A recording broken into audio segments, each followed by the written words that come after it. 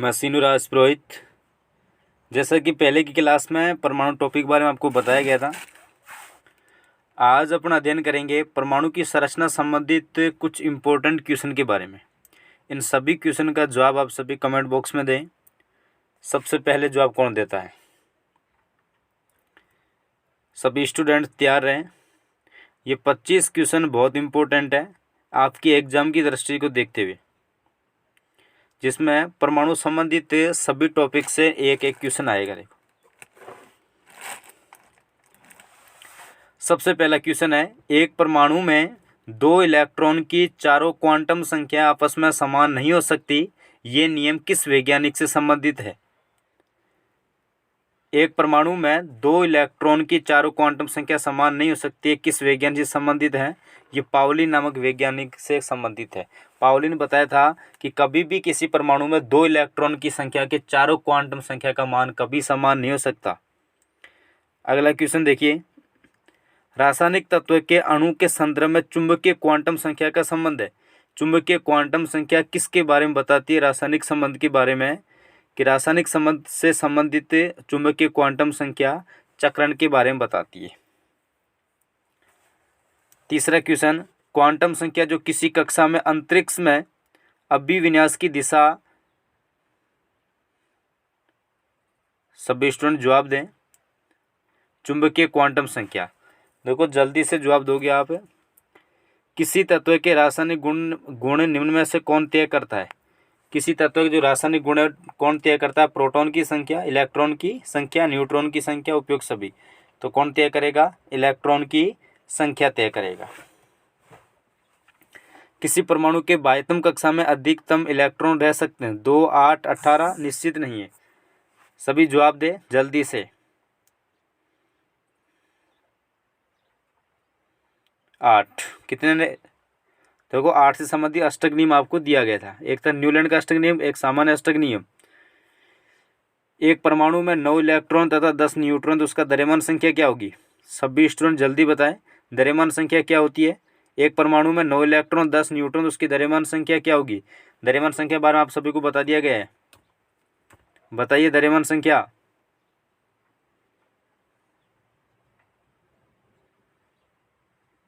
जवाब दे, जल्दी जवाब दे। कितनी होगी? 19। कितनी होगी? 19। योग होता है, ध्यान रखना सभी स्टूडेंट्स। आरे रेडियम के नाभिक में न्यूट्रॉन और प्रोटॉन की संख्या कितनी है? संख्या आपको दर्शाई गई है। नाभिक में न्यूट्रॉन तथा प्रोटॉन की संख्या कितनी है? तो देखिए नीचे संख्या कितनी लिखी हुई? 88। तो 88 संख्या किसकी है? 88 संख्या किसकी है? ऊपर कितना है? 226। और अपनों ज्ञात क्या करना है? न्यूट्रॉन और प्रोटॉन की संख्या n+p।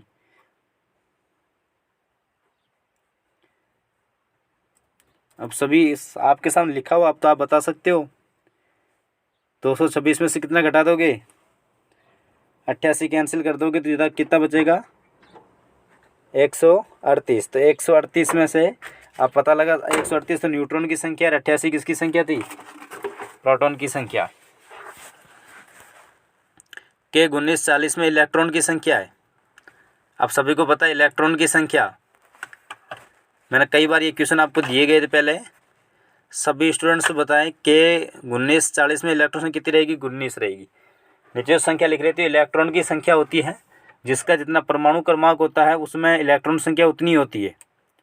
अगला क्वेश्चन, यदि परमाणु की तीसरी कक्षा सबसे बाहरी कक्षा हो तो उसमें इलेक्ट्रॉन की अधिकतम संख्या कितनी हो सकती है? बाहरी कक्षा हो 2n²।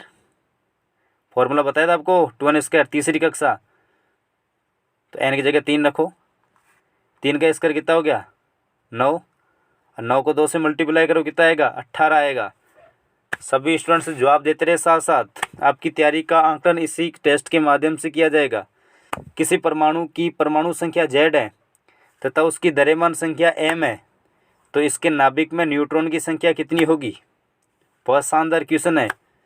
किसी परमाणु में परमाणु संख्या Z है, उसकी द्रव्यमान संख्या m है, तो उसके नाभिक न्यूट्रॉन कितनी होगी? m-z। निम्नलिखित में से कौन इलेक्ट्रॉनिक विन्यास संभव नहीं है? सभी स्टूडेंट बताए, क्यों सभी को पता है 2D कक्षक नहीं होता। कौन सा कक्षक नहीं होता? 2D कक्षक नहीं होता। 1s2 2s2 2p6 किसका इलेक्ट्रॉनिक विन्यास है? 1s2 2s2 2p6 मतलब 10 इलेक्ट्रॉन हो गए। 10 इलेक्ट्रॉन किसके हैं? सोडियम या नियोन के, या नियोन और Na+ के, या फिर Ne फिर F के, या Na+ के और F के। तो नियोन 10 है, Na+ मतलब 11 इलेक्ट्रॉन में से सोडियम 1 इलेक्ट्रॉन कम कर दिया गया। सोडियम में कुल कितने थे? 11, 11 में से कम कर दिया, बचे कितने? 10। तो नियोन और Na+ का इलेक्ट्रॉनिक विन्यास है।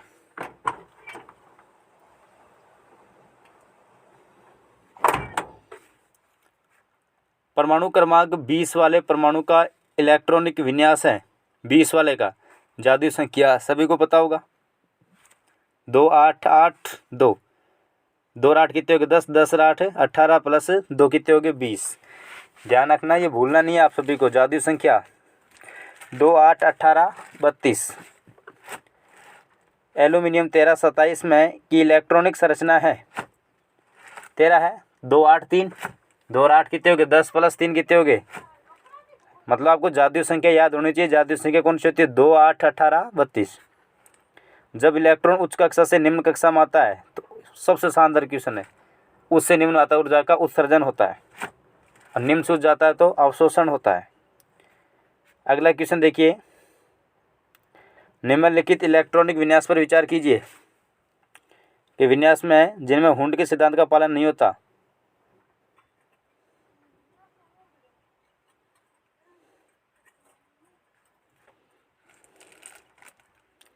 सभी बताइए स्टूडेंट्स, पहले का पालन नहीं हो रहा ना, दूसरे का हो रहा है और तीसरे का पालन भी नहीं होगा, तो कह सकते हैं 1 और 3 का पालन है नहीं हो रहा है। क्यों? सभी को पता है हुंड का नियम कहता है कि पहले अयुग्मित इलेक्ट्रॉन भरे जाएंगे और सभी का चक्रण एक ही दिशा में होगा।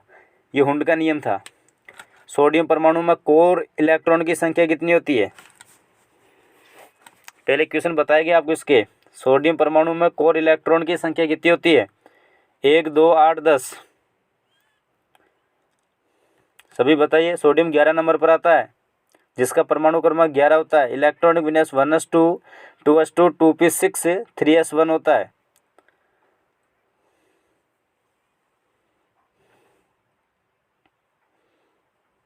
सभी स्टूडेंट जवाब दे।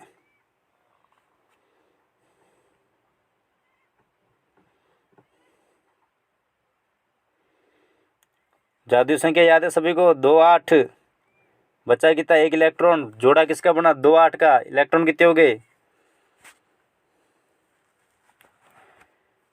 2 8 हो गए आंसर सी आपका। किसी परमाणु का इलेक्ट्रॉनिक विन्यास 2 8 2 है तो संयोजी इलेक्ट्रॉन संख्या कितनी होगी? संयोजी मतलब बाह्यतम कोश के जो लास्ट में लिखा बाह्यतम कोश इलेक्ट्रॉन है, कितनी होगी? 2 होगी। तत्व A की परमाणु संख्या 13 है तो उसमें संयोजी इलेक्ट्रॉन कितने होंगे? 13 है। जादुई संख्या 2 8 3। जादुई संख्या कौन सी होती है? 2 8 है। 13 की 2 8 3 बनेगी ना। 2 8 18 18 32 होती है तो 2 8 10 हो गए, बचे कितनी? 3। तो 3 इलेक्ट्रॉन संयोजी इलेक्ट्रॉन होंगे।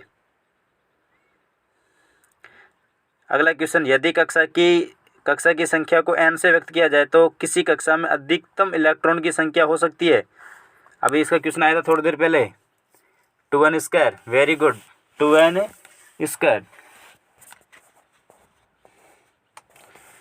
इलेक्ट्रॉन तब तक युग्मित नहीं होते जब तक उनके लिए प्राप्त रिक्त कक्षक पूरा समाप्त न हो जाए।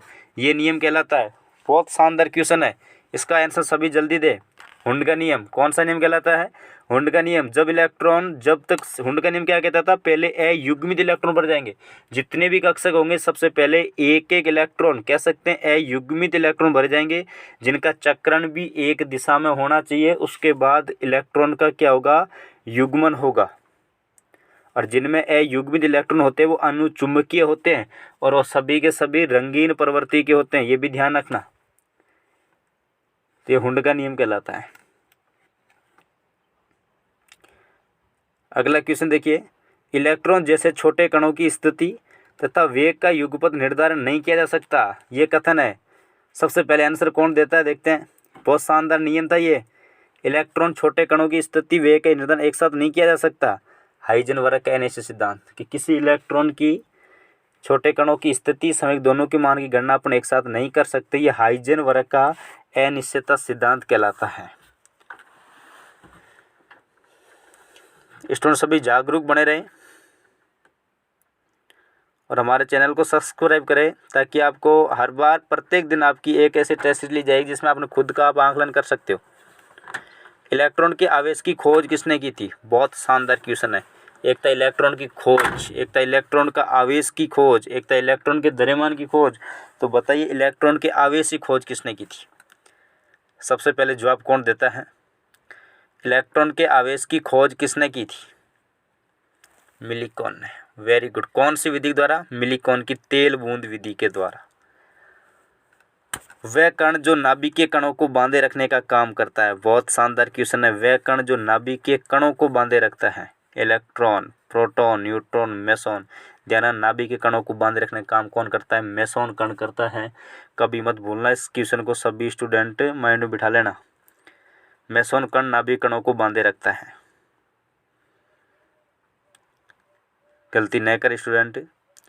बहुत शानदार है। ट्रिक के माध्यम से अलग अलग प्रकार के वीडियो, सभी वीडियो को साथ साथ देखते रहे और सभी कमेंट बॉक्स में इन सभी क्वेश्चनों का जवाब दे।